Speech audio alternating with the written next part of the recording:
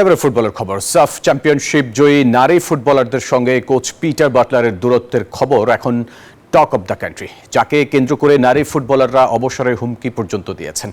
দর্শক, দেশের ফুটবলে শুধু এই ঘটনা ঘটেনি, দেশের ফুটবল ছাড়াও হালের রোনালদো কিংবা ডেভিড বেকহামেরও দল ছাড়তে হয়েছে কোচের সঙ্গে বিবাদে জড়িয়ে।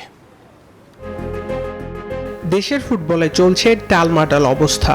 নারী দলের সঙ্গে কোচ পিটার বাটলারের সম্পর্ক শীতল হতে শুরু করেছে গেল সাফের সময়। শিরোপা জয়ের পর সে সময় কোচ পদত্যাগ করলেও শেষ পর্যন্ত বাফুফে তার সঙ্গেই চুক্তি নবায়ন করে, আর তাতেই ফুটবলাররা কোচের বিরুদ্ধে নানা অভিযোগ এনে অবসরের হুমকি পর্যন্ত দিয়েছে।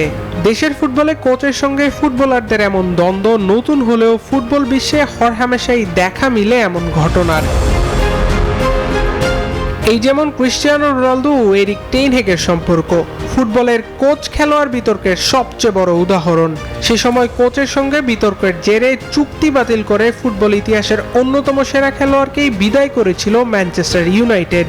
বর্ণাঢ্য ক্যারিয়ারের অধিকারী রোনালদোর এরপর আর ইউরোপিয়ান ফুটবলে থাকা হয়নি, পাড়ি জমান সৌদি ক্লাব আল নাসেরে। ম্যানচেস্টার ইউনাইটেডের কিংবদন্তি ডেভিড বেকহামের হাত ধরে রেড ডেভিলরা পায় বহু সাফল্য। 2003 সালে এফএ কাপের ম্যাচে আর্সেনালের কাছে 2-0 গোলের হারের পর কোচের সমালোচনা করায় ডেভিড বেকহামের দিকে বুট ছুঁড়ে মেরেছিলেন তৎকালীন ম্যানইউ বস স্যার অ্যালেক্স ফার্গুসন। যদিও এর আগে থেকেই বেকহামের বিজ্ঞাপন প্রবণতার কারণে দুজনের সম্পর্কই শীতল হতে শুরু করেছিল। এই দুই ঘটনার পর ডেভিড বেকহামকেই ক্লাব ছাড়তে হয়েছিল।